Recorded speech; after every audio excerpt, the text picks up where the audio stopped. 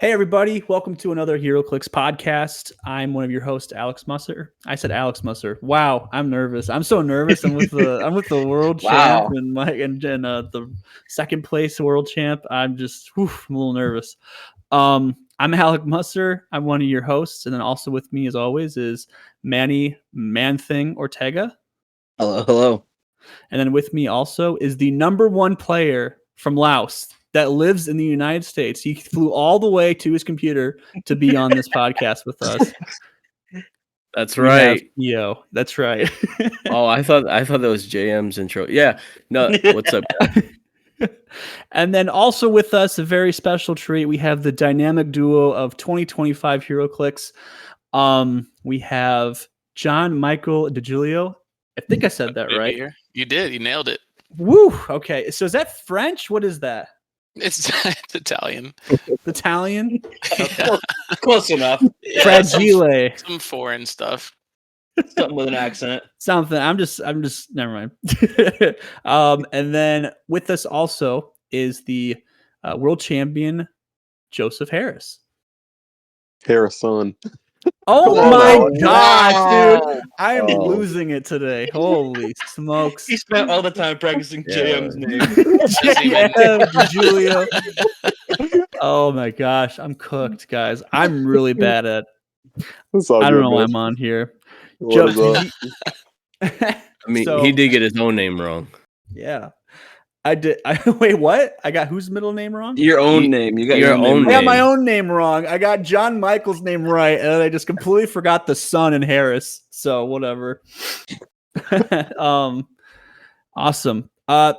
Before we get started, real quick, we have quite a bit to talk about. We're going to talk about Worlds, obviously. We're going to talk about Clix as always, but then we're going to play a game at the end. But before we get started here. We just want to know, we do this little segment on the show where we want to talk about the games that we're playing. Just talk about like what's going on in our like lives, whether games we're playing outside of Clix, whether it's board, video, or playground games. If you're playing tag very consistently, I mean, we want to hear about it. But yeah, so I'll go first. I'll kick us off real quick, and then we can kind of just go down the conga line, if we will. Couple games that I've been playing. And I was doing this right before we started. It was a game called XCOM. I don't know if you guys ever played that game, but it's a game that's very similar, in my opinion, to HeroClix. It's a real-time strategy. And every year, or every couple of years or so, I play it, and I always name my friends after some of the soldiers, and then I like to let them make decisions. It's always a lot of fun. So that's a video game I've been playing. And then also, I've been really into the One Piece card game. I don't know if anyone plays card games outside of this like in this chat right now. I do not. Not One Piece. I don't play One Piece. I play One Piece. Oh, okay. Oh, you play One Piece? Really? No, not this game, but I play card games. Oh yeah. Oh. Okay. All right. One Piece is fun. I'm not a big fan of some of the art. If you know, you know. But overall, it is a very fun game, and it's fun to play. I've gotten to the point where, like, on Thursdays, we have HeroClix on Thursdays, and it's very hit or miss if they show up or not. And that's when the One Piece players come too.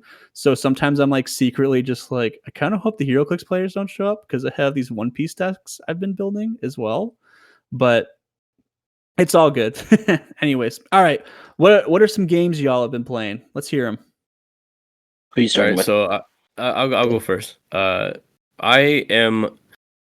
guys know that I'm a super passionate Star Wars lover. So I am casually entering the Star Wars Unlimited realm. One of the buddies, Eli, he's trying to convince me or get me to play it more consistently. I haven't really got too much experience with it, but I mean, it seems fun. I know how to play Lorcana, and he says it's just like that. But the 30-minute description he gave me makes it feel like it's not quite like that. But I am excited to try it and learn the people's names for real this time. Heck yeah. Awesome. Manny, what you up to? Not what I'm up to currently, but what I'm going to be in 2 days. I have been super excited to play Pokemon ZA, Oh, and I am super excited to get it at midnight on Thursday. So that is my big amp right now. I have been playing old Pokemon games like Let's Go and Pokemon Snap just to quench my thirst right now. But I'm super excited to play Pokemon ZA this weekend. awesome. Me too. I totally forgot that game was coming out. Oh yeah, boy. All right. John Michael, is there any games you've been playing recently that you want to? HeroClix is the only like collectible game that I play. Mhm. I think it's the only one that that I could like. I think I have room in my life for one, basically. Gotcha. And I think and also I have room in my house for one, and I barely even have room in my house for that one. But I did get Battlefield 6 on Friday, and I've been playing that a little bit. I really enjoy the Battlefield. Awesome. Did you take series? did you Go for take it, did you take time off for that? No, I didn't. Okay. I know. No, but I mean, in my earlier more degenerate days, I certainly probably would have. Hey man, I took off 4 days when Pokemon Scarlet and Violet came out. I made a nice little like butt imprint in my couch. Yeah, I called off Friday. Oh, you did? great. Fair enough. I mean, I Yeah. get it. I get the appeal. I totally understand. What about you, Joseph? As far as games, one of my coworkers about a year ago, walked up to me and he saw that I was watching like that poker show with the it's a poker show where they get like a random guest to come play with like 6 poker stars. I can't remember the name of it, but they just play like Texas Hold'em, no limit Hold'em. And he saw I was playing that, and then he recommended that I come and play in like a home. They have like several like underground home games in the area because gambling is not legal in North Carolina. Really? I didn't know that. Yeah, not that kind of gambling. You can do like sports gambling and stuff like that. But Oh, okay. every now and again, I'll go play with my coworkers. Just play some friendly home games, some Texas Hold'em. So as far as card games, that would probably be at the top of the list. And then for video games, I'll pick up the old Pokemons every now and then. I do have a Switch, and I played some of the newer ones, but I haven't gotten too deep into them. But me and 3 or 4 of my high school buddies, we hop on every couple weeks and play the old Call of Duties from like. Yeah. We'll do the backwards compatible. I still have like an Xbox One that I play on. Heck yeah. And yeah, we'll play like World at War, Call of Duty 5, all the way up through like Modern Warfare 2, Black Ops 1, Black Ops 2. Just the old CODs and reminisce, relive our glory days. So, Heck yeah! And you can use some of your World's winnings to upgrade your life a little bit. Yeah. Be on an Xbox One. yeah, I'm not good enough to hang with these 8-year-olds on the new Call of Duties now. Yeah, dude, come to Battlefield 6. We're all just dying over and over on there. Heck yeah. He said, "No one ever gets a kill." Yeah, I do enjoy Battlefield more. Oh, dude, it's awesome. Yeah. Benjamin So says, "Congrats again, Joe and JM." Just wanted to throw that out there as well, just in the chat. Just I don't know if he went to Worlds. Benjamin, did you go to Worlds? I don't think he did, but he's a pretty avid HeroClix player and follower of HeroClix content. But he just wanted to say congrats to you guys. I was curious. I was going to ask Joe, are you as good of a Texas Hold'em player as you are a HeroClix player? No. What's the most you've never won because you didn't gamble? The most I've ever won? Nope, the most you've never won because you don't gamble in North Carolina. Oh, the most I've never won. This is live. The most I've never won is probably I've never won like $700 or $800 or anything like that. Yeah, me neither. He means literally. What's the most you've lost in a coin toss? Does anyone know that reference? Probably not. I have no idea. Yeah, hold on. Give me a second. Think about it. That's No Country for Old Men. Yep. Okay, there we go. I'm glad Yeah. somebody's cultured here. Well, Yeah. I've seen the movie though. Creepy Oh, movie. you have? Oh, When he's in yeah. the gas station. Anton Chigurh, the hitman. Oh yeah. Yeah. What's I remember the that most scene. lost in a coin toss? It's a good time. Yeah, absolutely. Okay, so let's move on real quick to the let's talk about Worlds real quick. Yeah, so obviously Joe won Worlds, and JM got runner up, second place, which is still like a super big feat. Let's John, let's talk about you real quick. You kind of came into the competitive scene this year, right? Yeah, pretty much. Yep. Okay, gotcha. So just running it down real quick, you I know you've gotten top 4 at all the major events, right? So you went to King of New Orleans and you got second, right? Yeah.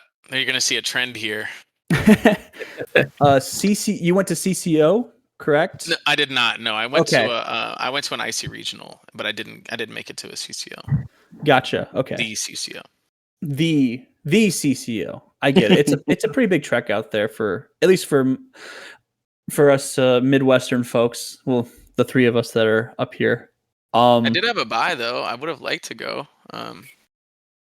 But yeah, it just didn't work out. Yeah, absolutely. And then you got second, 4th at Nats, right? Or top 4, right? Oh no, I got like 6th or 8th, something like that. One of those 2. Okay.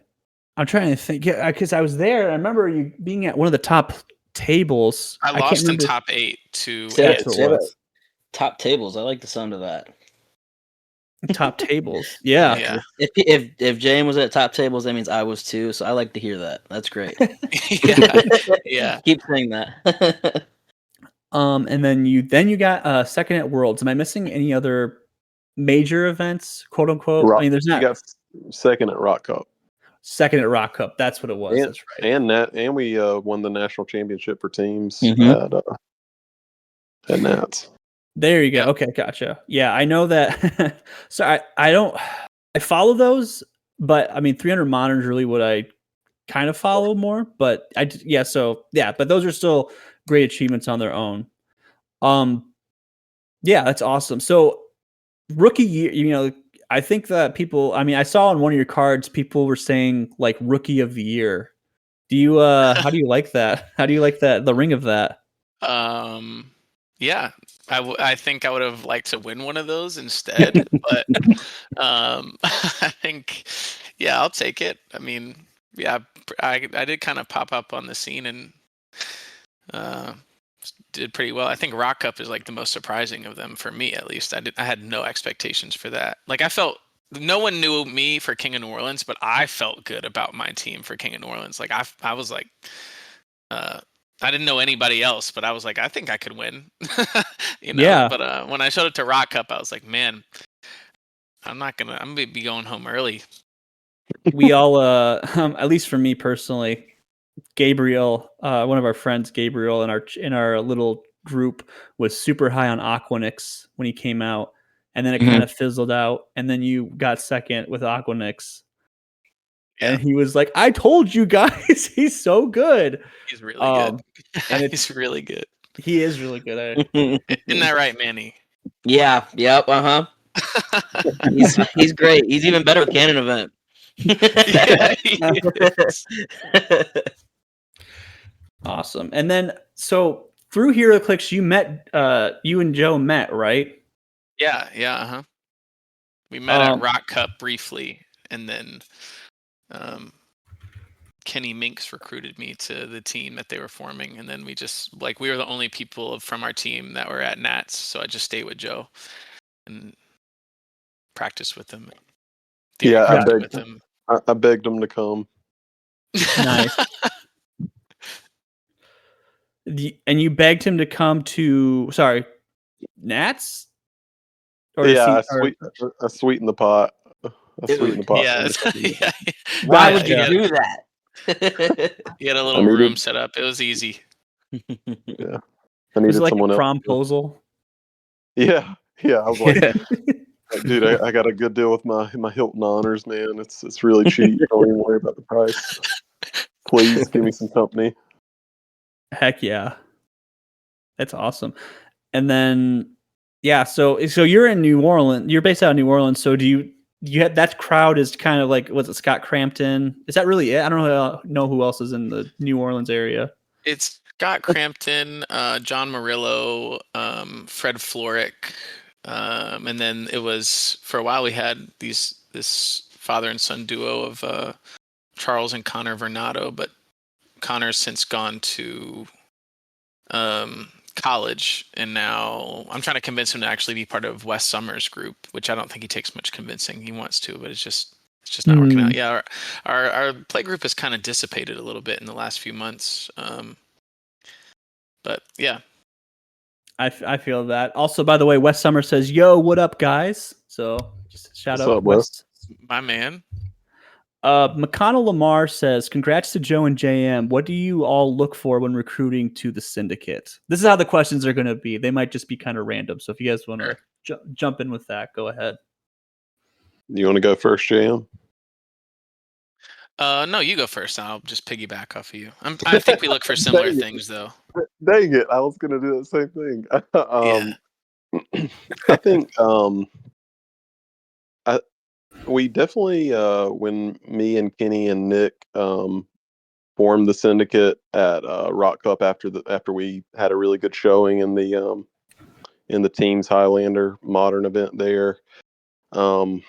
Me and Nick were not thinking about a team at all, and then Kenny really kind of inspired the idea after that event, and we went along with it, and it's been a real blessing. But we were talking, and we wanted solid players, obviously, and but we wanted, above all else, we wanted players that, I would say 95% of the players that you play against in HeroClix are enjoyable experiences, but we wanted players that really stood out in the sense of when you sit across from that person, whether they're like whooping your butt or not, it's like, wow, this is a really enjoyable play experience. And this guy, he's not so concerned about winning. He just wants the game to be played the right way. Not just not doing gotchas. That's a great, way to show sportsmanship, but in the sense of going out of their way to say, hey, don't forget, I have this ability here. So if you move here, like that's, like kind of giving pointers throughout the game just to keep the game state flowing and to not like to just play the game that, the way it's supposed to be played in a sense. So really, yeah, I mean, we do want good players for sure, and competitive players and consistent players. But I think above all else, just players that are honorable and show a lot of integrity in the way they play. Yeah, 100%. I mean, yeah, I don't know how much more I can add to that really, but it's really about, for me, it's about the play experience that someone has sitting across from all the people on our team. Like I want you to like play anybody on our team and afterwards be like, that was like a great game, regardless of win or loss. I want you to also be like, man, they kicked my ass. But that's kind of secondary to that was an enjoyable game of HeroClix. Like, and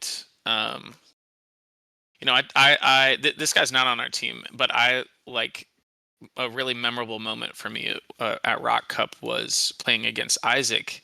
And if you've never played against Isaac, you should know that like Isaac wants you to feel good about your turn and your actions. And this is like the one of the best players ever, if not the best player ever.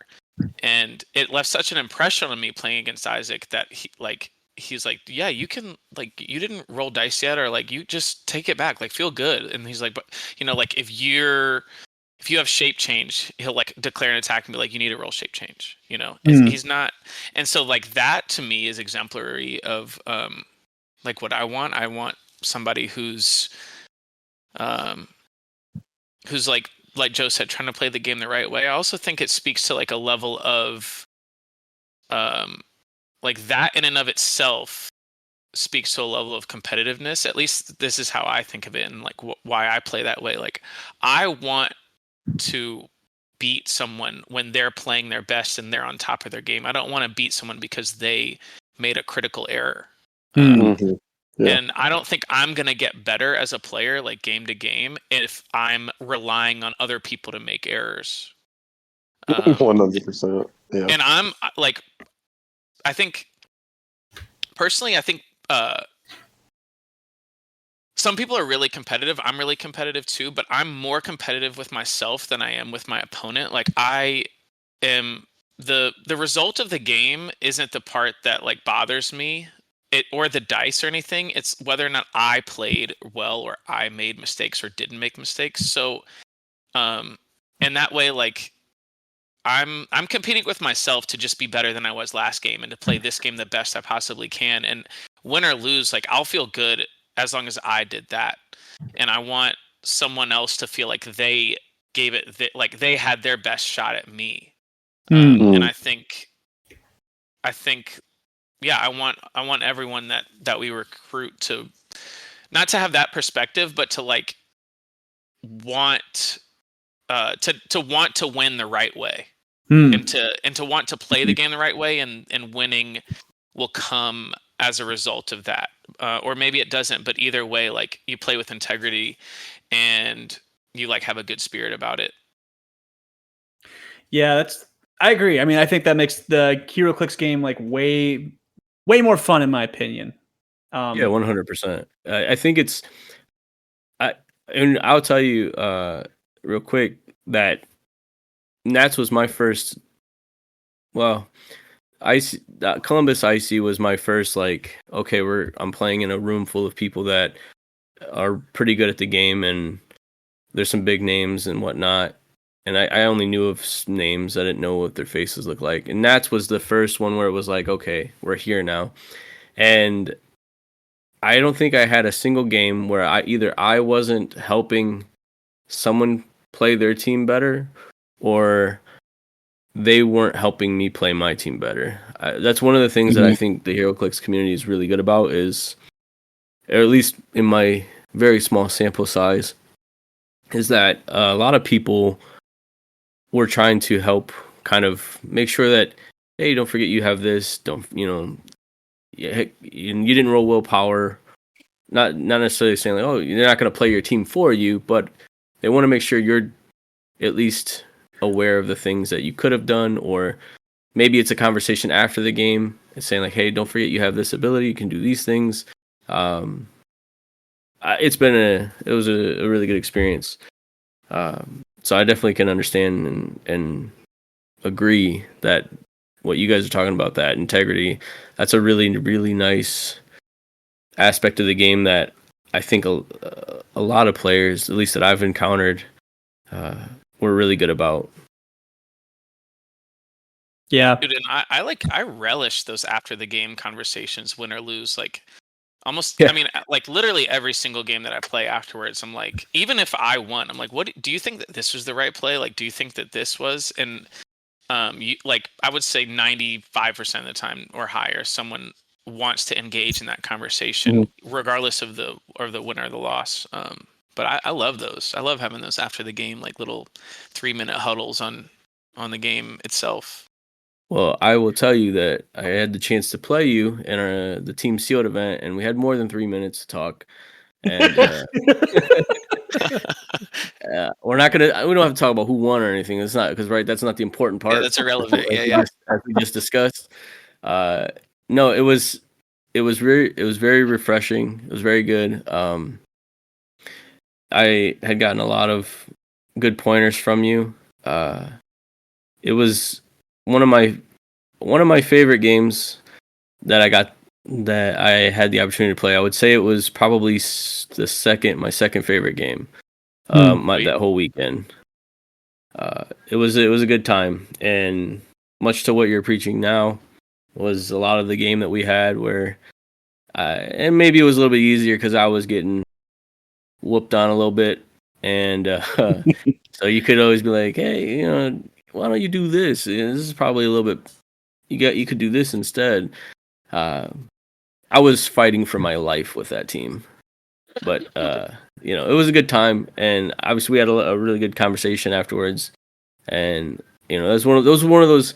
Much how you said you had that experience with Isaac, that's a little bit of what I had with you. When after we're done, we get to talk, and some of the moves you made, some of the things you told me, just kind of stick with you. So I appreciate that. Yeah, of course. Yeah, Happy to same. hear it. I have the same feeling about it. Like when we played as well, I felt like everything was really like laid back. Even though I was getting my butt kicked, I didn't feel like upset that I was losing playing against you, which made me feel better about the game itself. Sure. I was gonna ask. I'd have a question for you, John. Yeah. So I wasn't aware that this was your, the rookie of the year, the rookie season, whatever. That you had recently entered the competitive scene. I also just started playing competitively. Like I said, Nats was my first real big tournament. I want to ask you, what was some of your biggest hurdles when you were trying to get into this scene, as somebody who's trying to get better and improve in the competitive scene? Well, I did play as a kid, and I did go to tournaments as a kid, so I had like some foundation for whenever I got back into the game, like a year and a half ago or so. But something I've never had a problem with that I think some people do have a problem with is like getting upset about their dice rolls, or even just like thinking about their dice rolls. I literally never think about that. Like, I only think afterwards, like, did I make an attempt on did I need a 9 and I did it anyway? Like, and I could have found a way to need a 7 instead. Like, that's the only, I think about the math behind it, but I never think about like my luck. Mhm. But yeah, I think, man, I don't know. I can't speak to like a specific hurdle. I just think like after all of my losses, like asking people like, what should I have done here? Like, that always helps me, because it makes me like remember when I go back to like build the team or like add to it or adjust. I'm like keeping that in mind, and like, because each team that you play and opponent that you play like has a different perspective on the game, but also on you. Like, you can never see yourself play in real time, right? Like, you can only see the game through your eyes. You can't see yourself playing through the game through someone else's eyes. So that perspective that other people have on you is invaluable, and literally the only way you're going to get it is by asking people. But I think, some of it is also just like embracing the idea that I think I just personally perform better when I play pieces that I want to play and that I enjoy. I don't know if that's true for everybody, but just like not shying away from that. Some people like, and I'll call out Scott Crampton for this. Like, Scott Crampton and I were practicing before Rock Cup, and he was like, dude, I think, if you took Kang the Conqueror off of this team, like, you might be able to make like top 8 or something. This team is good. And I'm like, yeah, but this is like, that's what I want to play. Like, the team is built around King the Conqueror. Like, I'm going to play him. I'm not going to like win. Yeah. And then I like beat Scott in top 4. And he like made that joke about, he's like, dude, I tried to tell you not to play this piece. Like, what was I talking about? And that's when I like started to embrace the idea of like, I'm just going to play like the pieces that I want to play, as long as they're above a certain level of competent, in terms of how good the piece is. Like, I think being into the piece and into the team and like being interested and thoughtful about it is really important to me, to utilize like the most of my brain power, because otherwise I'm just going to feel like, I don't know, just uninterested. So like, just playing a piece that sings to you, playing like a style of a team that really vibes with you, I think is really essential, rather than trying to curb what you're doing to fit what the perceived meta is, basically. Yeah, for sure. I 100% agree. We have a couple questions real quick from the chat. Gabe Bischoff says, for both of you guys, how often do you guys try and practice? Joe? Um, well, it's kind of hit and miss throughout the year, but I would say leading up to an event, at least probably twice a week. I don't really have I don't have a local scene that's like really close to me. The closest local scene I have is about 2 hours. So I have to play a lot of Roll20, especially when practicing for bigger events. But yeah, I would say like before Nats, I didn't really. It was kind of a last minute decision to go to Nats, so I didn't really get a lot of practice time. But I was just playing the same team anyways. But there was some new. I think it kind of depends on. It depends on a lot of different things, but the biggest thing would be familiarity with the team that you're thinking about running. And going into Nats, I had already ran that team at Champion Clix, and I thought it was even stronger now with Destroyer armor on Colossus instead of the motorcycle. So pretty much the only matchup. Yeah, I was right. Yeah, hot take there. Destroyer is better than motorcycles. Yeah, just I think it just depends on the meta. Like going into the meta at Nats, I felt like it was fairly similar to the one that was at Champion Clix, other than like Spot and Spirit of Vengeance. And I knew Spot was going to be a harder matchup. That was just kind of a coin toss if I could hit my rollouts or not. And then for Spirit of Vengeance, I had piloted that piece at Rock Cup, so I kind of knew some of the lines to go about beating that piece, and I just kind of boarded that piece against my team, and I was like, I feel decent enough. But Worlds was kind of a brave new world with some of the Lantern Legacy stuff, and John Michael can definitely speak to the practice that we put in before Worlds. I kind of just like. It was probably like twice a week, JM? Yeah, something like that. Yeah. Yeah, and you did not feel good leading I up to did Worlds. not. You were like, I'll just go out on my shield with this like pretty subpar team, or like this like outdated team. yeah, pretty much. Yeah. Wow, how the narrative shifts. Uh-huh. Anything to add, John Michael? I have another listener question. No, I think that's about right. I think it's about 2 times a week. I think really, honestly, the thing right now that you can do by yourself without playing against anybody, that I think is really important, is because Predagaton is so heavily in the meta. You need to like practice your setup against Predagaton and without Predagaton, on like assuming your opponent has him, and then assuming your opponent doesn't have him, because and like on a bunch of different maps, especially like on the 3 maps you pick, you need to do it on all 4 sides, because they could put you on any of the sides. So you can do that by yourself though, just like feeling good about your placement. But that's really all I would say. And then Wesley Summers, piggybacking off that kind of question, my question is about practice philosophy. Like what is your guys' practice philosophy? And he goes on to say, you've both made small adaptations to your teams over long periods of time rather than going the other way. So he was just wondering what goes into that, the practice philosophy. I think that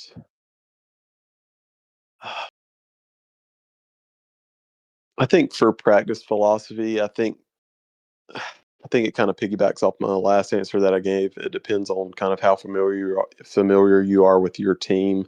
But like going into Worlds, like JM was just saying, I felt pretty bad, honestly, because Nick Madison was running 200 Kong with the double planets and Animal Man, and that was a matchup that I'd felt like decent against beforehand, but now that Animal Man was in the meta, with the stat buffs and that sort of thing, it was when I was practicing against 200 Kong,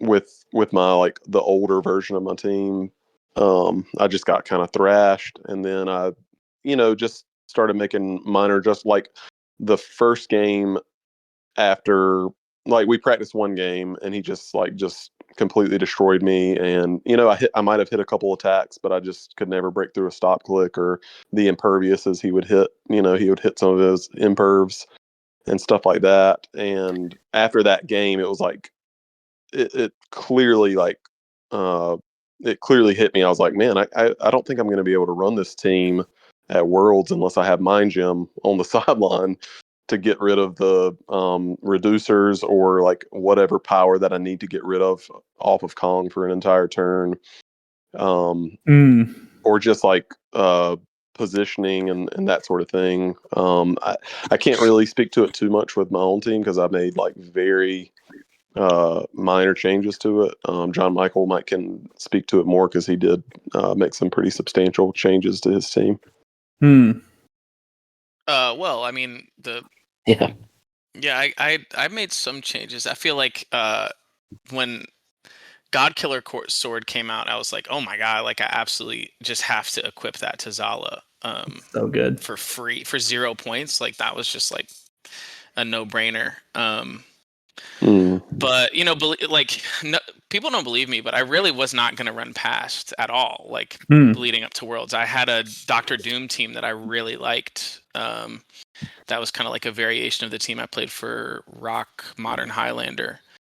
And I like one day just played it against Joe playing a 200-point Kong team, and I played really well and I hit a lot of attacks and I still felt hopeless in the fight. And then I just kind of just scrapped the team after that and was like, all right, I kind of just adopted the Joe mentality of like, all right, well, I guess I'll just go out on my shield. And so I was stuck in this dilemma of whether or not I would stick with theme or would I put Chair Panther on the team to be able to take away SOV pilots and fortify. I felt like I could handle Beetlejuice hitting the board. Like I pull Beetlejuice out myself sometimes. But and with Godkiller Sword, like if you pull out Beetlejuice from the sideline, you better hope that you rolled like a 1 or something on his thing, because Zala can just like come across the board and blast him off the map with no rollouts, no mystics. So but I really needed to get rid of Thanos.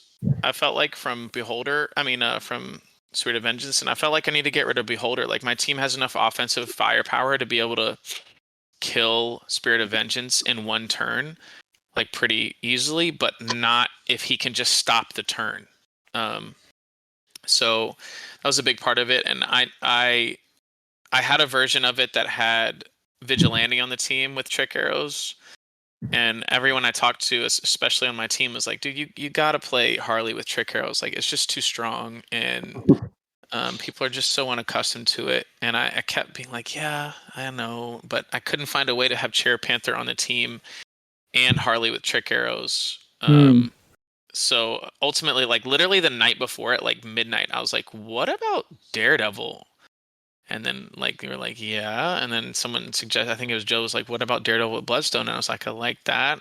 And then we were like, what about Daredevil with Crimson Gem? To like put the elevated under SOV or like separate. And then we were like, yes, like this is the way.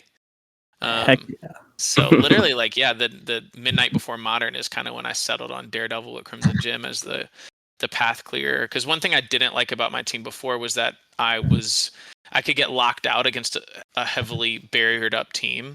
But with Crimson Gem Daredevil, like you could come KO, like you could come kill my Daredevil if I run him out mid map turn 1, and like as long as I don't roll a 1, he's still gonna path clear. And I also knew that the meta was going to be because Traffic Barrel had rotated out. I knew people were building their teams to be like sturdier and have less alpha. And so I felt really, really good about my team going second on Monster Island because I felt like it was a scary proposition for a lot of teams that didn't have a 4 attack alpha to come send their team into the teeth of mine and maybe KO like one piece and then just have Reverse Flash and Harley and Pegasus Cap like, not even needing to be deployed against them. And I played Saul, who's a world champ in Swiss, and we like after I went second, I put him on Monster Island, and he didn't alpha me. He just literally like his second turn, he just bunched his pieces up more, like made another time breaker, like maybe made some perplexes or something. And I ended up asking him, I'm like, why didn't you do that? And he was like, that was a mistake. He felt like it was a mistake, but he also felt like he didn't know what else to do in that situation because he's like, what am I going to do? Launch Colossus at your team and like maybe I kill one thing and then you just KO him next turn. So I knew like my team had this level of like its defense was its offense in a sense. Like it was like a nuclear deterrence. Like you could come do it over here and then it was going to be like not good for you if you full sent without some protection. So I felt good about that strategy, and I think the barrel changing kind of like shifted the meta in a way that people were less like had to build more sturdy to be able to feel good about their team. And I kind of went the other way. I kind of just went more offensive because I knew that they couldn't punish me for going second as easily.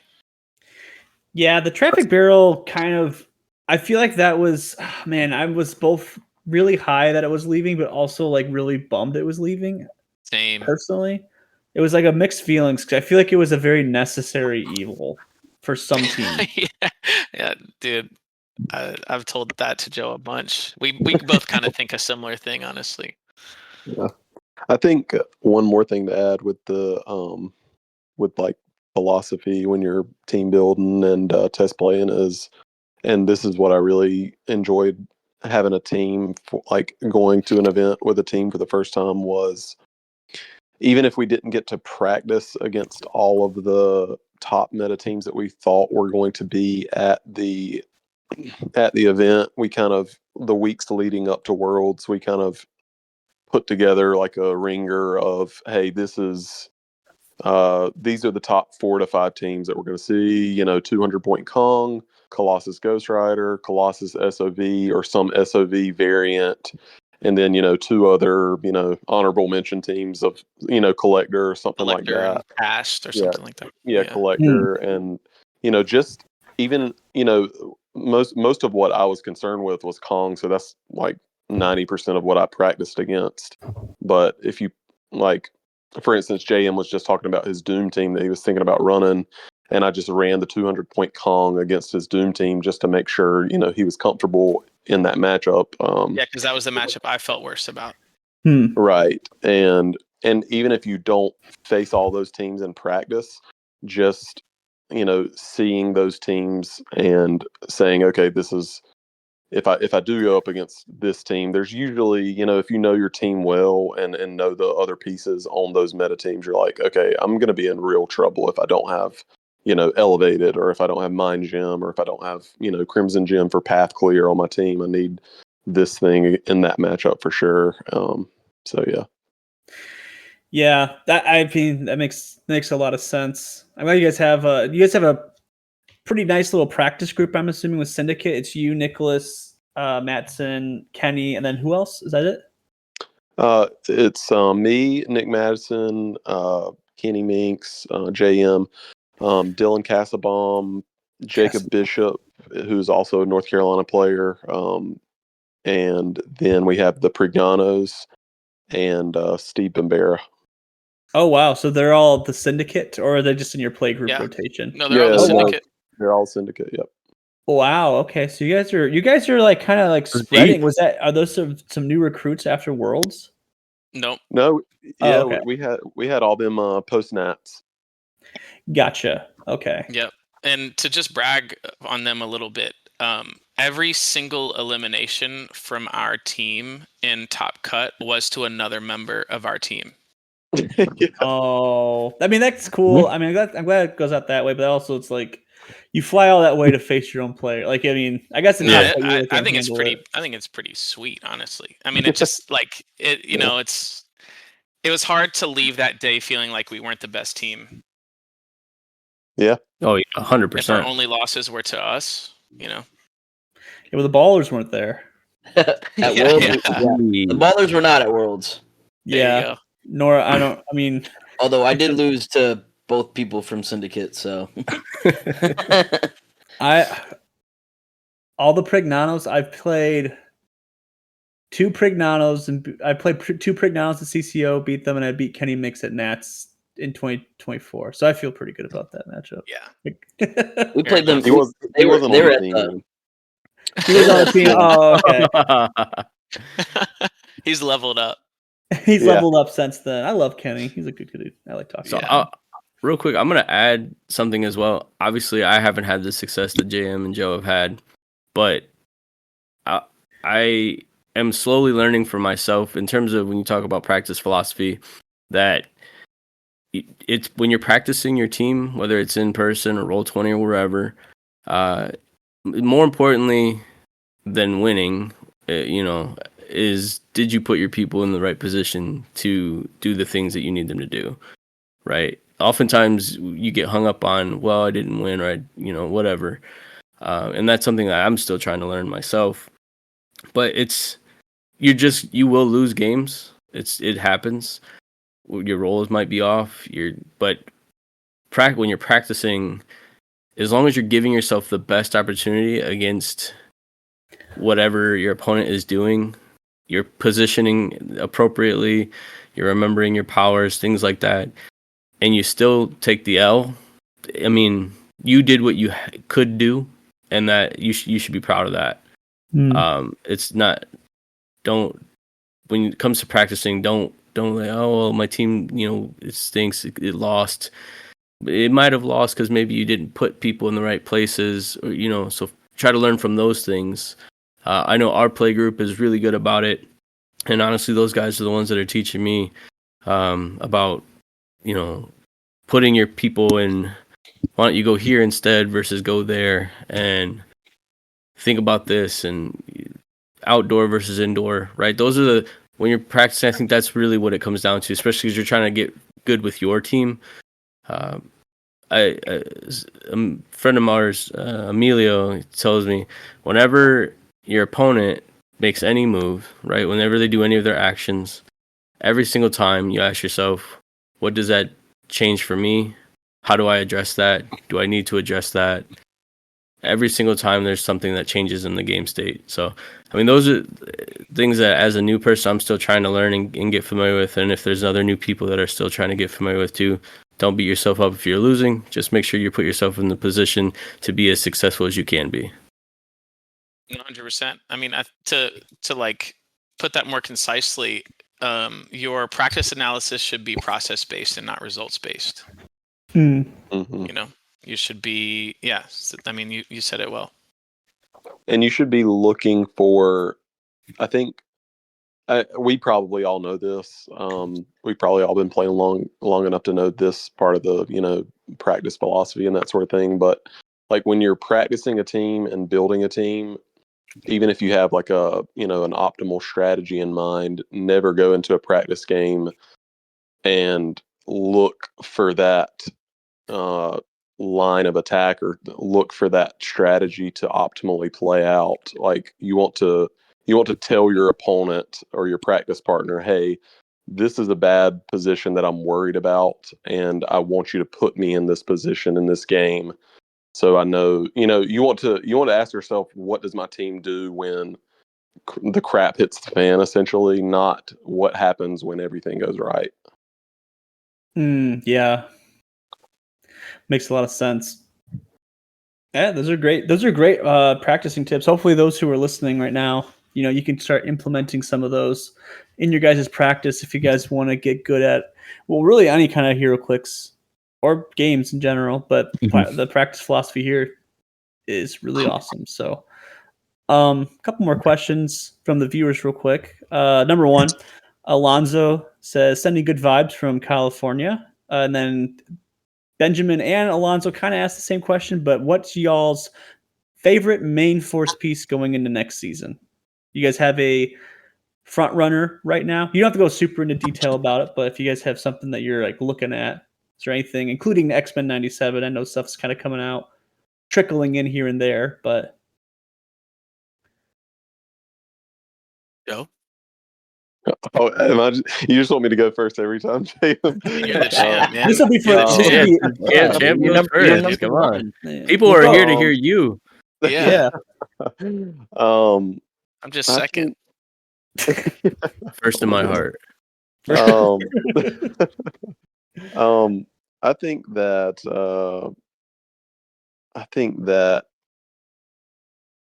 there's a lot of just taking a look at JM's team, like he barely lost like anything, and he just had a lot of stout, solid attackers. One that I've been looking at a lot is he was like the only one that I saw play in Reverse Flash with Animal Man. He was the only one that I saw play in Reverse Flash main force. I'm sure there were some other ones, but Reverse Flash with Animal Man, just those hyper efficient pieces on their own, and just adding Animal Man to them to add survivability and that sort of thing. There's probably just a ton of pieces that were above average or maybe just average, but adding Animal Man to them to switch to a reducer after going in for an attack and something like that. Those pieces I'm looking at. And then pieces that I'm really excited about going forward.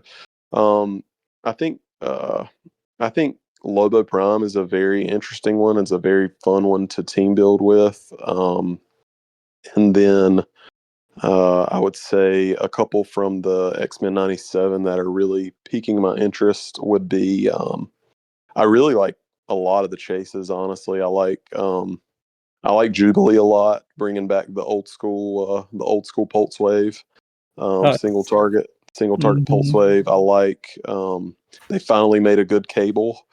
A good cable. Actually in the box this time. Yeah, the Prime cable. so good. He's pretty solid. Just being able to just blow teams up with Pulse Wave with 3 damage knockback. Both of the Nightcrawlers are going to see a lot of play from me. I love Nightcrawler as a character, and both of those pieces are just really awesome. And that Chase Wolverine is also really, really sick. Yeah, man. If you haven't played Reverse Flash with Animal Man, just do it. Like you're gonna feel so good about that if you're listening and you're like, what? Like it's so brain dead. Like it's just it's so good. I agree. It's so freaking good. I love It's that. ridiculous. I mean, like giving him exploit. He's insane. I think like I'm not a. This is kind of true for like video games that I play too. I don't necessarily like hop onto the new thing that quickly. I'm like and especially because I've spent so much time like playing one team for the last 9 months. I'm excited to play stuff that I haven't played. And the main piece that I really am focused on and want to board at a tournament is Prime Panther. I'm really looking forward to playing that dude. Hey, there you go, Keo. That's my dude. Yeah, he's the man. I absolutely like. I've played him and I've played him many times, just never at a tournament. But every time I played him, he's just an absolute blast to play. And he's just always. I feel like you look at him and you're like 85 points. Like that is kind of steep. But then you play him and you're like, nope, that was well worth 85 points. Yeah, it's so good. He's ridiculous, and he's putting out so much damage. I didn't play him at Worlds. I almost did. I think Vigilante is really fun and an incredible 30-point piece. I know Trick Arrows, like a lot of the good ones, rotated, but he's even if you don't equip Trick Arrows for free on him, which you should, they're free, but like he's still just 30 points of making 2 attacks and 5 clicks deep and pen size 6 range. Like he's just a good piece. And yeah, I think those are like the main ones I'm thinking about right now. I mean, I'm gonna be playing Doom this year for sure. Like I've been ever since I met Emilio at Nats, I've been talking to him about Doom. Like we've played against each other with Doom. I've played. Yeah, I just always run my Doom ideas by him, but I'm a giant fan of that piece. So Don't build his head up. Yeah, Y'all all say that about him, but Nah, he's I've seen a good guy. He's a good guy. We love him. I feel like every time we say Doom, he like gets a little tingle in the back of his Yeah, it's a little Spidey sense. He's just He's probably itching at home right now. yeah, like, exactly. he was kind of bummed whenever I told him. I was like, dude, I don't think I can play Doom at Worlds because, and he was like, I do get it though. I think Doom kind of really like some pieces and some play styles like are very hyper offense. There's defensive shells. I think Doom slots into like the very technical category. Like you have to be very technical, not a very technical player, but just that piece has like so many moving parts with the Doom bots and what you can do with them. Yeah. It's more finesse. There's like a really like varying play experience each time you play Doom. Like there's so many possibilities for how the game could go. Yeah, exactly. And especially if you run like trick arrows or you run the serpent crown, which we've seen some of that stuff here. Yeah. I mean, he can really build him however you want. Also, the ring of TK, being able to do that through the Doom bots is really solid too. Yeah, sure, yeah. But like all these things are just like, I don't know. It's just like it's a lot of moving pieces. Personally, not my play style, but if you can pull it off, you can do really good things with it. I think people write off those pieces really often because they do take a lot of time to like hone in, and they take a lot of like technicality to play it correctly. But there's nothing wrong with that. But definitely Doom's a really good piece moving forward. Manny and Keel, let's have you guys let's all answer this question. Yeah, sure. Oh, yeah. Oh, you meant this question. I thought there was another one coming. All right, my bad. No, sorry, my bad. No, yeah, you're good. I'll spill the sauce right now. So, as Joe was saying, and I think a lot of the HeroClix community is probably onto it as well. Animal Man is good. He's pretty good. Yeah, hot take. And he's all right. And I 100% agree with him giving new life to people who, maybe weren't at the top of the board once upon a time. I'll tell you right now, I'm most excited to start fielding Captain Universe with Animal Man. He gives him super senses 4 through 6, or I can give him Invincible, which Invincible Impervious, or Exploit. He's got the unavoidable blades at the end of his dial. Cosmic, can't be outwitted unless you're using like nth metal and stuff. But I mean, he's a guy who, going back to what JM was saying, you want to play the pieces you love. I love that piece. I couldn't just rationalize playing him for 100 points plus the equipment to give him like 15 points for senses off of the motorcycle. But I think Animal Man gives a lot more utility, and it's pieces like him that I think people are gonna start moving and looking at. At least I hope so, because Animal Man just does so much for so many people. Yeah, I totally agree. How about you, Manny? Okay, so for me, I personally, I think I'm a different kind of player than compared to some of you guys. I don't think I'm that into the meta stuff or like the modern stuff. This is my first time playing in modern stuff, and I've been playing the game for years, since 2014. Me and Alex started the same year. This is my first year like getting into modern, and I had a blast. I enjoyed it. I enjoyed every time I played, but I'm not into like the hardcore, like I gotta know these figures, I gotta play these figures, I gotta pay attention to what this one does right now. So honestly, right now, I have no idea what I'm going to be doing for any modern thing right now. I haven't even started trying to build teams, but I do like X-Men, so I might look into some X-Men to play. But as of right now, I'm pretty open with what I'm playing. Clearly, I mean, my team was built, and I'm pretty sure I was like the only person running roads other than Gabe. So Yeah. Roads. Go Rhodes. hey, he did well. I did well. So Yeah, and his 15. I think his 15 he's better. bystander team, dude. okay, Yeah. Three copycats.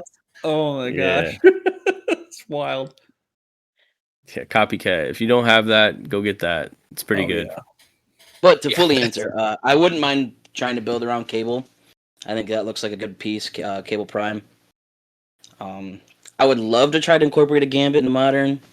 I was looking at the Play at Home kit one. I thought looked really cool, but we'll see. Yeah, fair enough. I know you're a big Gambit fan. I wish they did his due diligence, but they just have not done that in a while. I think He's got a doesn't basketball. the Collector's Trove one do something interesting, or no? He makes people drop equipment when he hits it. That's when it. he Yeah, hits yeah. Oh yeah, the Thieves Guild member, or you're talking about the actual? Yeah, I guess there's a game. The actual right? Gambit. He was Yeah. he was a good butterfly call in. There you go, Manny. Yeah, There you go. when Make all Gambit hits, Gambit- you may choose that he deals a maximum of 1 damage to each hit character. If you do, unequip each hit character, and he has double target energy explosion. Like that's That's pretty good. that's not pretty bad. good. That's pretty good. Maybe we'll cook something up. Who knows? Yeah, There you go. Animal Man's just gonna make him even better. That's One- true. Invincible Yeah. Gambit.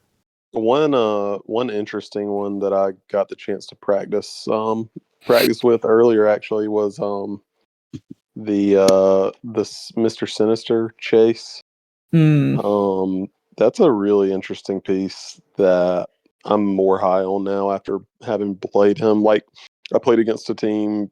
I was practicing with Az, and he was running Reverse Flash Prime on his team, and I just like started the game with a Pog that has 11 movement hyperspeed with super senses, shape change prob, and we found out after the game it's the same wording as the other traits that have like protected pulse wave. So the clone bystander, at least this is how we think it works, is the clone bystander's powers have protected pulse wave.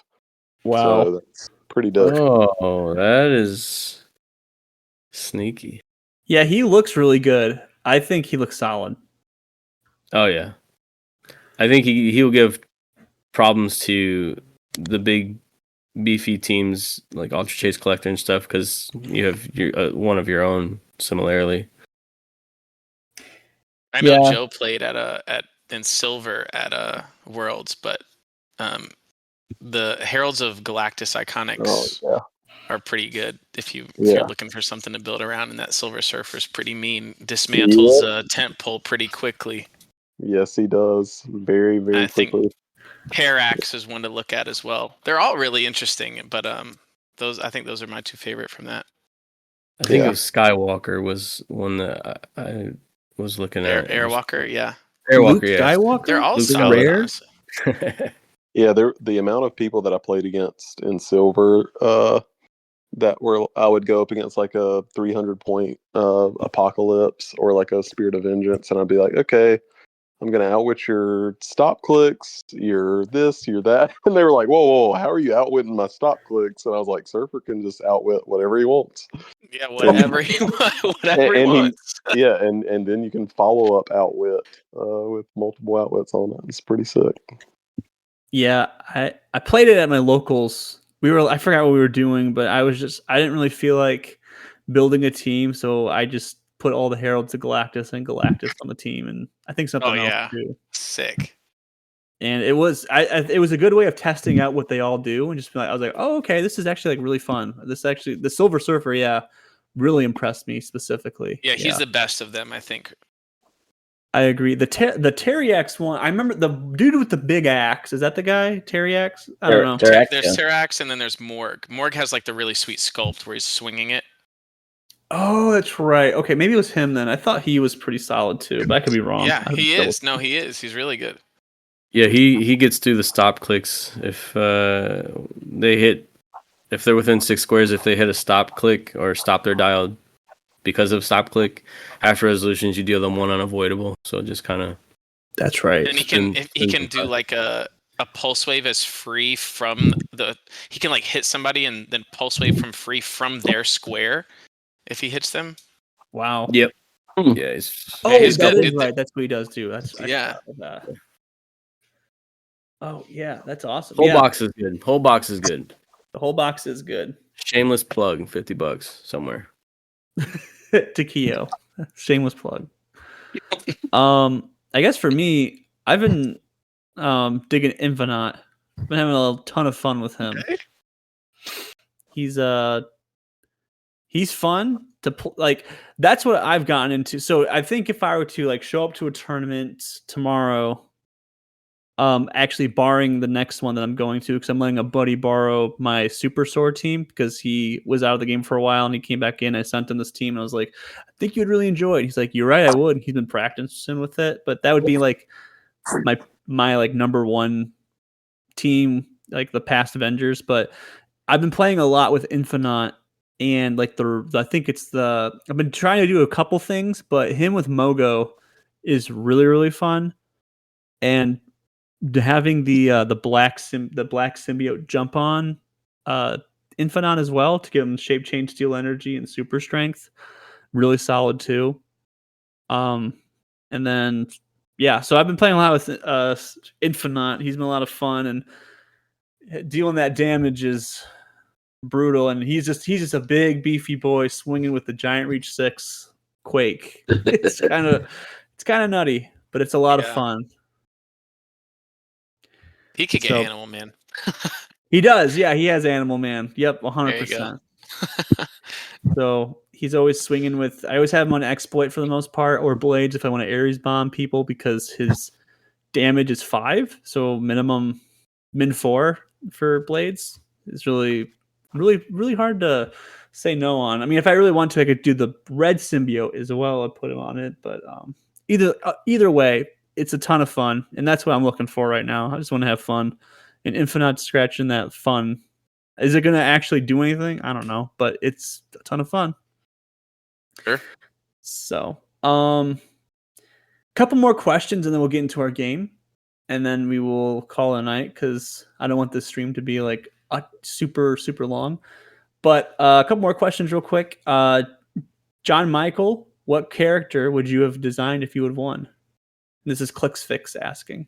King Thanos from Thanos Wins comic book. He's like if you haven't read it, I won't spoil it too much for you, but he's got like, it's basically what happens when Thanos in a universe where Thanos basically goes to the like even further than he did with the Infinity Gauntlet to try to impress Death, and he's killed a bunch of. He's like killed Galactus and a bunch of stuff. He has Surtur's sword, the sword Twilight. He has it's like the origination of Cosmic Ghost Rider as well. That's like his herald. He has Hulk on a leash. Yeah, so I'd make like a collector-esque level King Thanos where he'd be like 200 points and a one-man army type of deal. Yeah, I know exactly. Yeah, I'm looking at it right now. That would be really cool. I didn't know that was where Cosmic Ghost Rider originated from. Mm-hmm. Cool. Yeah, makes sense to me. That's awesome. The other one was my current team has Doom on it. What do you think the best equipped is for him? I guess it's more of a JM question. Yeah, Joe and I were talking about this actually today. I think with trick arrows, the next phase trick arrows rotating, like you would rather those trick arrows be on a tertiary attacker rather than your main attacker.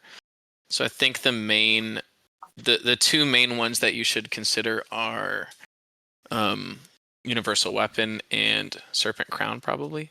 Ooh. I think Universal Weapon, particularly if you have like some enhancements, because giving him like a 5 damage pen scythe through a Doombot sounds pretty good. Yeah. But also he can pulse wave through a Doombot, not for nothing. Yeah. And Serpent Crown is just like a really if you want to like lean into the thing where every game with Doom is a different experience, Serpent Crown leans into that even more because you don't even know how good that equipment is going to be until you see like what you're playing against. And you're like, oh, I can quake your whole team with your piece, or like pulse wave your like yourself or something like that. So I think those are a cut above the rest. And I think honestly, like God Killer is not bad because Mystics kind of hurts him a little bit, and also for him to just be able to ignore senses entirely is solid. But yeah, I would say it'd be between Serpent Crown and Universal Weapon. Yeah, Double just target imagine, energy explosion, precision strike is always going to be good. just imagine running up against a Prime Cable with the Serpent Crown Doom. Yeah. Being able to just nuke the opponent's team with their And you're cable. like, what'd you pick last turn? Pulse wave? Yeah, that sounds good. Yeah, I think that's I would agree with that. Does anyone else have any other thoughts on that? Animal Man. No. Yeah, Animal Animal Man. Can't go wrong. Worked I mean, for me. honestly, you can't. Yeah, So what I've gotten from this is I need to buy an Animal Man. 100%. Yeah. for sure. Yeah.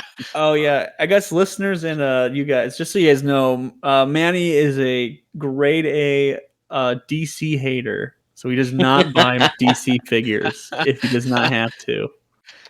That is That is- true. That's why Although I my thought so little of my team whenever we played at Nats. It's like, well, not only I mean I was a little overconfident for that game too. I was 3-0. okay. I was ready to go. You know, Alec literally told me he's like, "Hey, don't get too excited," and I got too excited. But no, I mean I did have DC characters on my team on my modern. I had Degaton and Waller on sideline, but that's about it. That's right. Yeah, I mean, yeah, those. I mean, other than that, I don't think I'm not a huge fan of the Ring of TK on Doom. I've heard it. Gabe says that's what he's partial to right now, but I don't know. I feel like that's more of a supporting cast kind of thing rather than your main character. So there is also that. And then we have one more question, and that is what do you guys think about the power batteries? And is there anyone that you like particularly? I think every time I've started to look at the power batteries, I'm like, man, this is just too much to think about right now. I'm gonna postpone this and think about it later. I think from what I've heard about the power batteries, the Indigo one is pretty strong with being able to manipulate where your opponent can target you and that sort of thing. And so I think I've heard that was the best one. And then just being able to they haven't errated them to where you can't like carry them around. So if you're thinking about playing the power batteries, like just things like the Colossal Sinestro, being able to like just carry around the power battery seems pretty strong. Mm-hmm. But I think You can pin particle it down to tiny too, and it can be carried. You can pin particle them. I think, for me personally, until I'm proven otherwise, I'm probably not going to be building with them too much in modern, anyways. Mm-hmm. I agree. Yeah, I think the Indigo one or the yellow one with Arena Cap is really interesting because it kind of like feeds into the for one, it fills up the space inside the arena without with it being a difficult to KO piece, which is important. Like you don't want to fill up the arena with time breakers or something like that. But also like Sinestro adds, now you're a -3 attack if you're attacking from outside, or the Indigo makes it so that you have to be even close. You can't even try to do it unless you're close. I think the black one in silver is maybe interesting. Because you do just get to make like more reanimates than you normally would, and grave markers, but I probably won't be building with them either. Like it honestly, similar to Joe, I'm like, dude, this isn't like rolling dice to hurt anything, and it's got like a really long card, so it's a lot for me to think about. I'm good. So I'm good. I think Yeah, it's not blowing anything up. maybe I could be misunderstanding it, but if you play like the green, you could probably speak to the sham. If you play the green power battery with like Mogo on your force and give someone willpower, don't they technically still have willpower when the beginning of the turn triggers for the next time? So you could put Mogo on that character or no? I don't think so. I think that until the beginning of your next turn happens, like that trigger ends before the beginning of your next turn. Okay, scratch If that. that makes then. sense. I think so. Yeah. Well, I also think Mogo can't just jump on characters with willpower. I think he jumps on characters who used Oh, right. and succeeded this turn. Yeah. Right. So Right. Right. there we go. Until your next turn. Yeah. So, okay. Sorry. Emilio in the chat also has one more question. Oh, sorry, Keo, Manny, do you have any thoughts on power batteries? Manny's probably gonna say no. I'm never gonna touch them. Yeah, I do have some. You do have some, so if you want to buy some, hey, they're up. They're here. They're collecting dust. Fair enough. Yeah, I guess for me personally, before we go to you guys, I'm in the same boat. I think it's 40 points that could be spent better elsewhere. I've tried it a couple times. Indigo's really good. I really like the blue one for re-rolling, but if I'm going to pay $40 for a re-roll or 40 points for a re-roll, I'd rather just use Al Jordan, and I think he's way better in my opinion. He's very good. He is. Yeah, that's a piece we didn't mention earlier. Yeah, he's a really good piece. He's a super good piece. People are sleeping on them. I've heard so many people say he's bad. He's good. No way. There's no way he's bad. There's no way he's bad. I agree. You have to kill him twice. I don't know. He's solid. Yeah. He's so solid. Sorry, Manny, Keo, thoughts on batteries? Keo had to leave for a minute. Okay. Manny? I don't see myself using one for my modern team. So I don't have much to say about it. Yeah. I tried the blue one too. I looked at the blue one for the reroll as well. Because I love my PC, but probably won't be actually using it. Gotcha. Okay. And then Emilio, this one's for Joe. The given vibe of the community throughout the whole year was 048 Ghost Rider is good, but not great, despite Joe's incredible run. How good do you think the player base is as a whole, engaging the viability of figures? Oh, man. That's a great question. That dude knows how to stir the pot right there. That does. I love this. This is a great question. Oh my goodness. Is there too much dismissal in the communal opinion? Answer that to the best of your ability. Yeah. Well, there is no secret here that I think 048 is one of, if not the best piece of all time. Honestly, that's just my personal opinion. But there are, the question. So I guess the question is asking, how do I think people gauge? I think people get too caught up on. I think people get too caught up on one dimension of a character when looking at them. In terms of, he's just, and like Ghost Rider's just a 11 attack hypersonic piece, with 4 damage and that sort of thing. And you can just place it elevated underneath them, and it kind of gets around the whole protecting your team, that sort of thing.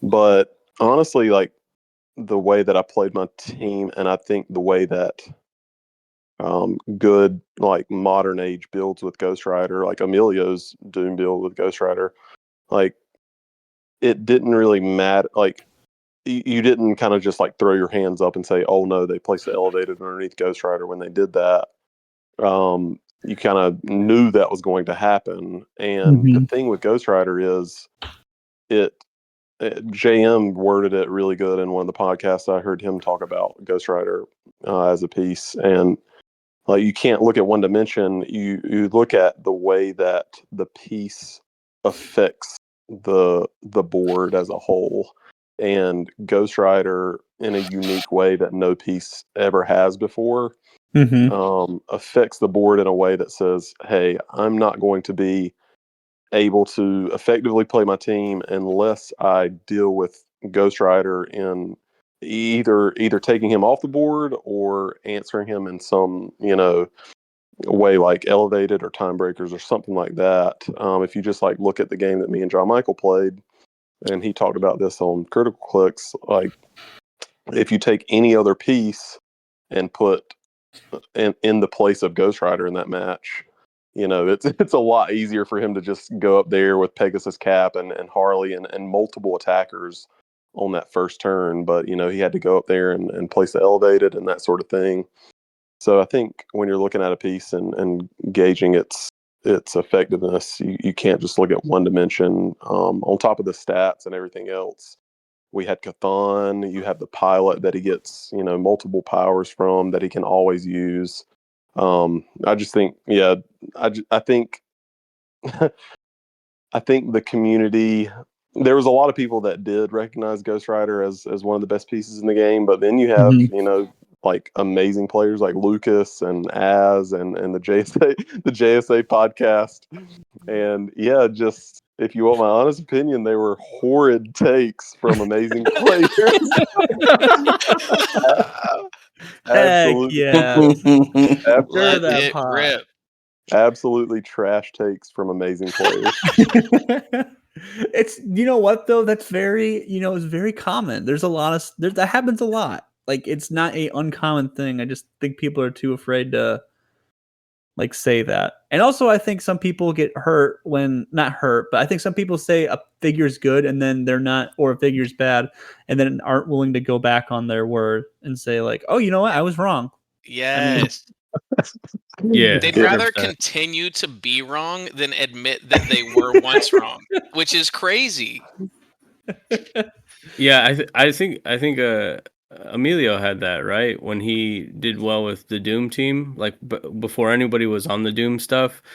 And I think I remember hearing, I don't even remember what podcast it was, but like, Doom finished first or second, I forget. I think Emilio was second in that one. And they were like, yeah, Doom's good. He's okay.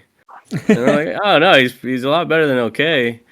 People aren't prepared for it. But yeah, I agree. I think the community in general has this like, when something comes out, it's, oh no, this is way too crazy. Or like, oh, this is so good. Or it's, oh, this is so bad. And barely have fielded anything. So it's a lot of situational stuff. Yeah, I agree. You know what though? You think about sports casting and stuff. I know Manny's like super into sports. I know he's a huge football fan. But he but people, even right now, let's talk about football. Like just to talk about football a little bit, the Tampa Bay Buccaneers and the Indianapolis Colts have the two best records right now. And people were wrong about them, and people didn't have them in their top 10 and stuff like that. But they're going back on it, and they're like, oh, yeah, they're a lot better than that's happening. And I guess it's kind of weird that we don't say that about figures, and we don't say, like, oh, that's a bad figure objectively, or that's a good figure that objectively, and aren't able to, like, flip them around. Like, there's times, like, for instance, like Ghost Surfer. I remember when Ghost Surfer got introduced, people were like, this figure is really good and it's going to be played everywhere. And then it got played absolutely nowhere because people played with them and were like, oh shoot, this isn't good. So, it's very interesting. I think we gotta be all okay with saying this figure looks good and looks like fun, or this figure looks bad or whatever, and then being proven wrong. Don't let podcasters, don't let people who are good at the game and stuff like that, don't let them tell you what and what not to play. You play what you want to play, and maybe you're one of those people that has that personality that when people tell you no, you say yes. But if the figure of something looks fun, like my buddy's trying to play White Lantern Superman, I think that figure's dog water, but I don't think I don't think that should like stop him from playing it, because I think it's like maybe there is something and maybe I just haven't explored it yet. Play your cute little dog water figure, man. Go for it. Yeah. Play your dog water figure. I think it's really bad, but I still the only one I feel objectively bad about is the Green Lantern Flash duo that got a legacy card. That is actual dog water. I think the legacy card is objectively Really awful. bad. It's really Oh bad. man, what a swing and a miss. I feel so bad for saying that, but because I feel so bad because what could have been. It could have been really cool, but they decided no. I feel bad Sweet because sculpt, people are buying sweet it. sculpt. They're buying it before the card, or suspecting the card, and it's $100, and then you see the card, and you're like, oh my god, throw it away. I don't feel bad about that. I have a legacy card sitting on my coffee table. Like I don't even. It's just It's a not put coaster. away. He's using it as a coaster. It's just sitting there. Hey everybody, Alec from the editing room here. So this part in the live, we went to our bidding game, which was a lot of fun, and I'm going to make a video about eventually. But for now, we cut it out of the podcast. But if you want to watch it, it's still on our YouTube page on our live. But thank you so much for watching. We'll continue with the outros. Is there anything you guys want to plug? Anything you guys want to where we can find you, what you're doing, or whatever? Is there anything else for the viewers to know what else you're doing and where we can find you? If there's any plugs for that? Dude, I need squad mates on Battlefield 6. If you play medic, I need to be revived. Yeah, go to Red, White, and Clix or Wes Robertson. Yeah, that's all I got. You going to that? I won't be going to that. I wish I was. I have a wedding that weekend. Gotcha. Okay. Yeah. Shout out Syndicate, our team. Heck Shout yeah. out all them guys. And then, are you taking applications? I know some people have asked. Hey, hit us up if you're interested, and we'll take it to the council. Take it to the council. Yeah, that's Awesome. above my pay grade, whatever Joe says. Awesome. Well, thank you guys for taking us on this, or coming with us on this journey with this live with Joe Harrison and John Michael DiGiulio. If there's anything we missed or whatever, be sure to let us comment. Let us know how we do with this live stream and stuff like that. And of course, as we always say, keep on Clixing. We'll see you guys next time. Keep on Clixing. Peace.